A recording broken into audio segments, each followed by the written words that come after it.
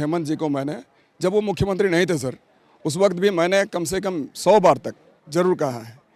मुख्यमंत्री के बनने के बाद में, जिस दिन वो पहले बार मुख्यमंत्री बने और जिस दिन मुख्यमंत्री का नाम आया कि मुख्यमंत्री हेमंत सोरेन जी हुए, पहला दिन मैं बुके लेकर गया। उस दिन भी मैंने कहा कि खतियान आधारित पर स्थान नीति और नियोजन नीति बनाए। सरकार चाहती ही नहीं है खतियानियों का कल्याण, खतियानियों का नाम, खतियानियों का पहचान सरकार नहीं चाहती है। इनको झारखंडी से ज़्यादा बाहरी प्रेम है। अगर कांग्रेस और जेएमएम अगर घेरे में आ रहे हैं, घेरे जा रहे हैं, तो अभी इसका जो है दूसरे तरीके का फ़ायदा जो है बीजेपी और आजसू उठाना चाह रही है, जबकि इनके अपने समय में ये सारी जो गड़बड़ियाँ उस समय भी हो चुकी हैं। देश के किसी भी हिस्से में अगर किसी मांग को लेकर आंदोलन चल रहा हो और उस दौरान की सत्ता उन आंदोलनकारियों का डिमांड पूरा करने में असमर्थता जाहिर करती हो, तो एक पार्टी का गठन होता है और वो पॉलिटिकल पार्टी बाद में कई जगह देखा गया है सक्सेसफुल करती है, कहीं अनसक्सेस भी हो जाती है। अन्ना आंदोलन से उभरी आम आदमी पार्टी से लेकर झारखंड विकास मोर्चा से लेकर आप तमाम कई पार्टी आप देख सकते हैं। लेकिन झारखंड में आज खतियानी जो यहाँ के रैयत हैं, उनके अधिकार की लड़ाई लड़ने के लिए झारखंडी पार्टी का, मतलब पूरी पार्टी का नाम रखा है खतियानी झारखंडी पार्टी का निर्माण किया गया है। उस पार्टी के अध्यक्ष अमित महतो बनाए गए हैं, पार्टी के महासचिव गीता श्री ओरांव बनाई गई हैं और कई तमाम लोग यहाँ पे 24 जिला से आए हैं। पहला बात उभरेगा कि इस पार्टी के गठन का उद्देश्य क्या है, क्यों इस पार्टी को लगा, मतलब इतने लोगों को लगा कि एक अलग पॉलिटिकल पार्टी का विकल्प झारखंड को देना चाहिए। चूँकि इन 21 वर्षों में हमारे खतियानधारियों को नाम पहचान नहीं मिला, तो हम भी चाहते हैं, पूरी पार्टी चाहती है, आज जो जिस पार्टी का गठन किया गया है, ये पार्टी चाहती है कि हमारे खतियानधारियों को उसको नाम मिले, झारखंडी कहलाने का मौका मिले और तमाम खतियानधारी जो आज उपेक्षित हैं हर एक वर्ग की नौकरियों में, चाहे तृतीय वर्ग की बात करें, चतुर्थ वर्ग की बात करें, तो ऐसे नौकरियों में 100% नौकरियां सुनिश्चित कराई जाए, खतियान के आधार पर इनका नियोजन हो और आने वाले दिनों में हमारा ये जो झारखंड है, झारखंड बेहतरी के मार्ग पर आगे बढ़े, खुशहाल के मार्ग पर आगे बढ़े, अमन चैन सुकून के साथ इस झारखंड का विकास हो। गीता जी, आपकी पार्टी पे तो फिर अवैसी की तरह आरोप लगेगा कि जो यहाँ जल जंगल ज़मीन की बात करते हैं उसको कमज़ोर करने के लिए इस पार्टी का निर्माण। नहीं, हम समझे नहीं आपकी बात। आपकी पार्टी पे तो ये आरोप लग सकता है ना कि यहाँ आप जेएमएम को कमज़ोर करना चाहते हैं जो जल जंगल ज़मीन की बात करती है, आजसू को कमज़ोर करना चाहते हैं जो जल जंगल ज़मीन, तो अवैसी की तरह आप पे भी आरोप लगेगा, उसके लिए आप लोग तैयार हैं?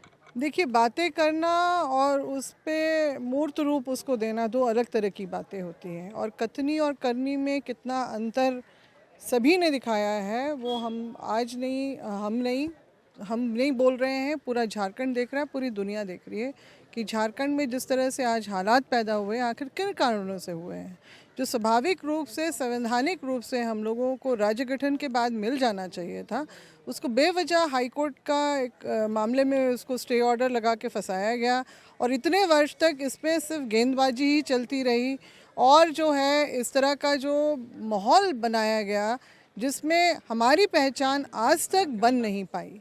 सिर्फ योजनाओं के बारे में बात होती रही, बजट कैसे आएगा, कैसे बंटवारा होगा, क्या होगा, इस पे झारखंडियों का हित कहाँ पर है, उसके अधिकार किस तरह से निर्धारित होंगे, ना इसके लिए स्थानीय नीति बनी जिसकी मांग जो है पहले से ही रही है कि खतियान आधारित हो, और जिसका जो अगर आप जेएमएम की बात करें, उनके जो अभी हमारे मुख्यमंत्री जी हैं, उन्होंने अपने मैनिफेस्टो 2019 में क्या कहा था कि 1932 का खतियान ही पे आधारित होगा स्थानीय नीति। क्या वो उस पे कायम हो पाए? आज वो किस तरह की बातें कर रहे हैं, सदन में उनने किस तरह का जवाब दिया कि खतियान आधारित नियोजन नीति ही नहीं बन सकती, वो तो स्थानीय नीति की तो बात ही उन्होंने उड़ा दी बिल्कुल हवा में। तो ये जो मौलिक रूप से हमारे अधिकार हैं, स्थानीय नीति, हमारी जो पहचान निर्धारित हो, हमारे अधिकार उसमें निर्धारित हो कि किस तरह से हमारा जो चिन्हित हो हमारे अधिकार, और साथ ही साथ उसको हमें संरक्षण किस तरह से मिलेगा। इसके अलावा जो नियोजन में भी हमारे जो बार बार ये बातें आती रही हैं कि तीसरी चौथी वर्ग की नौकरी में 100% तो हो ही।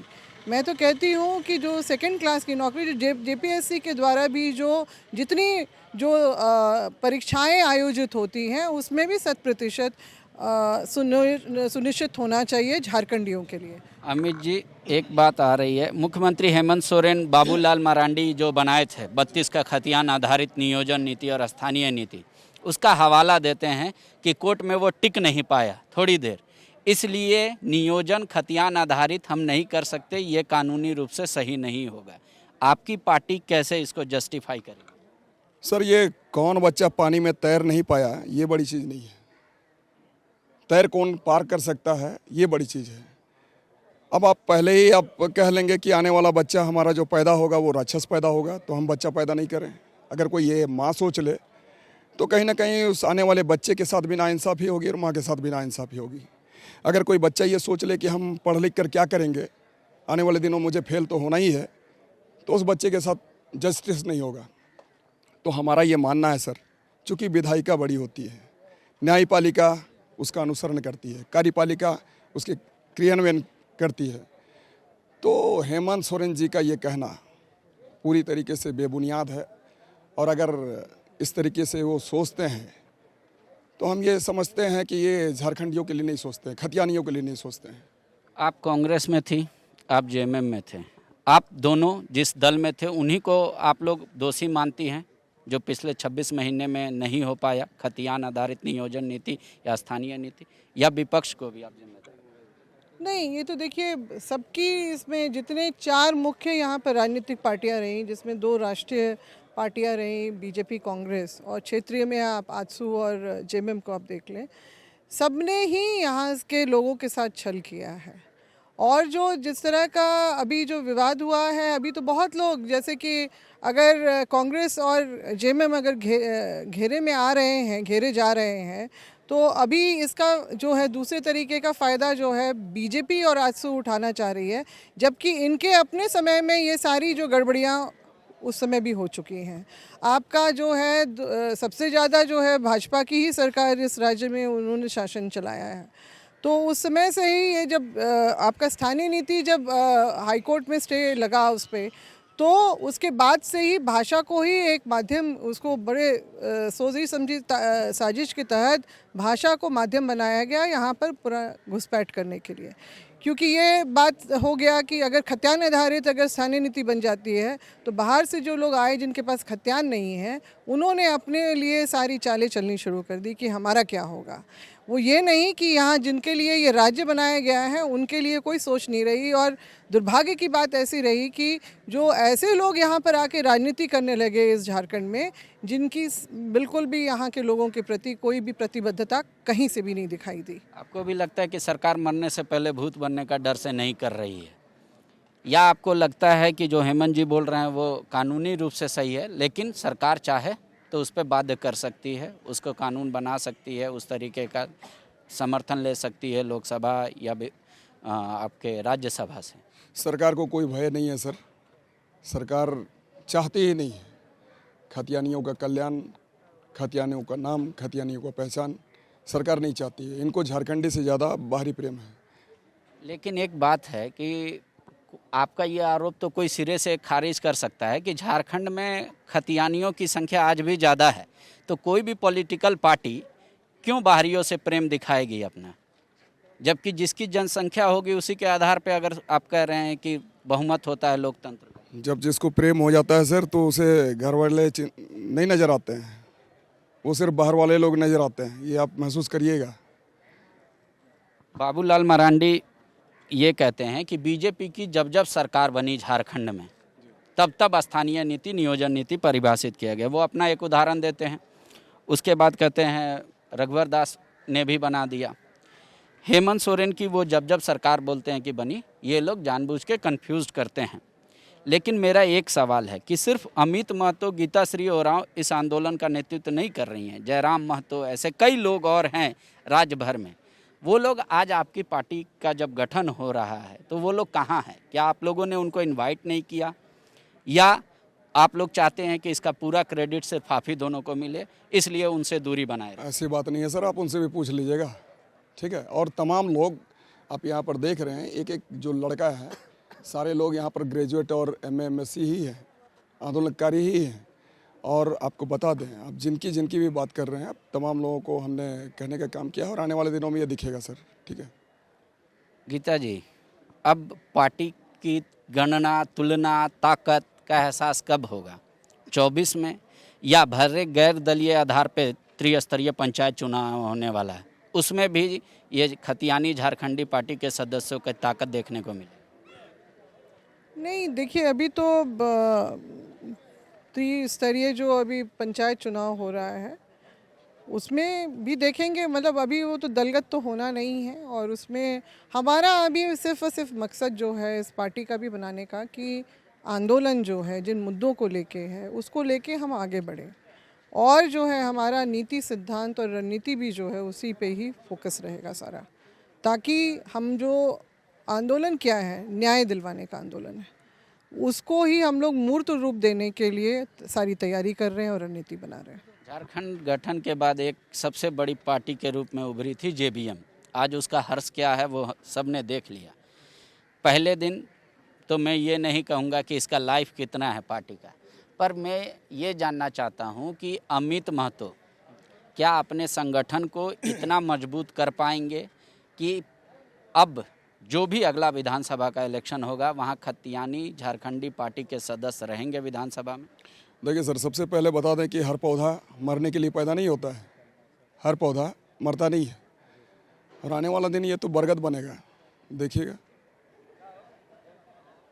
सरकार से आप लोग कैसे लड़ेंगे? सरकार को कैसे बाध्य करेंगे कि वो आपकी मांगों को माने? सरकार से तो हम लड़ ही रहे हैं, उनसे जो आंदोलन तो ये हमारे सत्ता पक्ष से ही है, और उन सभी ताकतों से है जो हम झारखंडी, जो खतियानी झारखंडियों के खिलाफ जो खड़े हो रहे हैं या बात कर रहे हैं, उन सब के खिलाफ है ये। और हम बस अपने अधिकारों की बात कर रहे हैं, हक अधिकार की ही तो बात कर रहे हैं। कहीं से असंवैधानिक है क्या ये, अगर कोई बता दे हमें तो।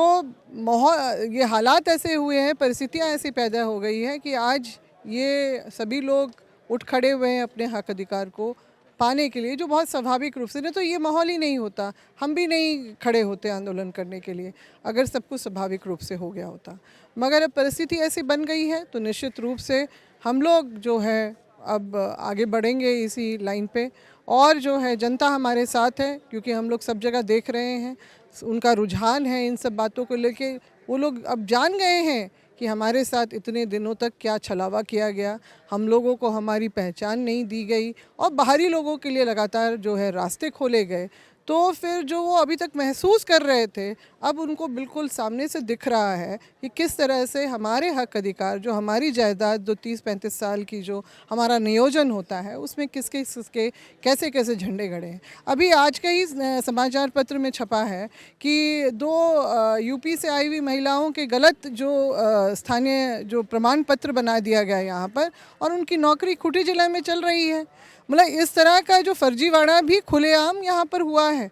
तो आप मतलब इसमें तो हमारा जो हम लगातार इसमें अहित देख रहे हैं कि किस तरह से लोग कर भी पा रहे हैं इस तरह की चीज़ें, तो उन सब चीज़ों पे रोक लगेगी। निश्चित रूप से ये आंदोलन वो एक वार्निंग भी है उन सभी लोगों के लिए, हम सबको चिन्हित करते हुए भी चल रहे हैं कि कौन हमारे हित में काम कर रहा है, कौन गलत जा रहा है। एक आखिरी सवाल है अमित जी आपसे कि आप पे आरोप ये लग रहा है कि अगर आप खतियान या खतियानी की बात करते तो JMM की जो आखिरी सभा थी जिसमें आपको आमंत्रित किया गया था, आप युवा के अध्यक्ष भी थे, वहाँ बात रख सकते थे, लेकिन आपने नहीं रखा। अचानक किसी के बहकावे में इस लाइन को आपने इस्तीफा दे दिया, आनन फानन में नई पार्टी का गठन कर। ये तो सर हमारा ट्रैक है, आप देख लीजिए कब हमने खतियान की बात की है, नहीं की है, ठीक है। 2003 से हमने खतियान की ही बात की है, और हर कोई जानता है कि मैं इसी खतियान के मुद्दे पर 1 साल जेल में रहा हूँ। और हेमंत जी को, जैसा कि आप पहले भी आप मेरी बातों को आप गौर किए होंगे, हेमंत जी को मैंने, जब वो मुख्यमंत्री नहीं थे सर, उस वक्त भी मैंने कम से कम 100 बार तक ज़रूर कहा है। मुख्यमंत्री के बनने के बाद में, जिस दिन वो पहले बार मुख्यमंत्री बने और जिस दिन मुख्यमंत्री का नाम आया कि मुख्यमंत्री हेमंत सोरेन जी हुए, पहला दिन मैं बुके लेकर गया। उस दिन भी मैंने कहा कि खतियान आधारित पर स्थान नीति और नियोजन नीति बना दें। उसके बाद मुझे 4 बार मौका मिला मिलने का, और उन 4 बार कम से कम 10 मिनट तक हमारी वार्ता हुई। उस समय भी मैंने यही कहा कि भैया खतियान आधारित स्थान नीति बना दीजिए, नियोजन नीति बना दीजिए। तो ऐसी बातें नहीं हैं। और जो आप कह रही हैं कि अंतिम जो हमारी बैठकें हुई, आप देख लीजिए हमने क्या कहा है। मैंने कहा है कि झारखंड और झारखंड की समृद्धि के लिए आप बेहतर निर्णय लें, इस बात की चिंता हम करते हैं और इसी को लेकर हम आपको अपनी शुभकामना देते हैं। शुक्रिया, आपकी पार्टी की बेहतर उम्मीद करता हूं। इन लोगों की जो पार्टी आज गठित हुई है, आज ही के दिन भाजपा का भी गठन हुआ था और झारखंड में एक नई पार्टी बनी है, खतियानी झारखंडी पार्टी। इनकी भी उज्जवल भविष्य हो, फिलहाल तो यही कामना करनी चाहिए। पार्टी कह रही है कि फ़िलहाल हमारा आकलन 2024 के होने वाले विधानसभा तक ही सीमित रखे। हाल के दिनों में जो पंचायत इलेक्शन होने वाला है, चूँकि वो दलगत नहीं है, लिहाजा पार्टी भी उसमें बहुत ज़्यादा जोर आजमाइश नहीं करेगी। लेकिन उद्देश्य क्लियर है पार्टी का कि जो झारखंडी की बात करेगा वही झारखंड पर राज करेगा। शुक्रिया। TheFollowUp.in.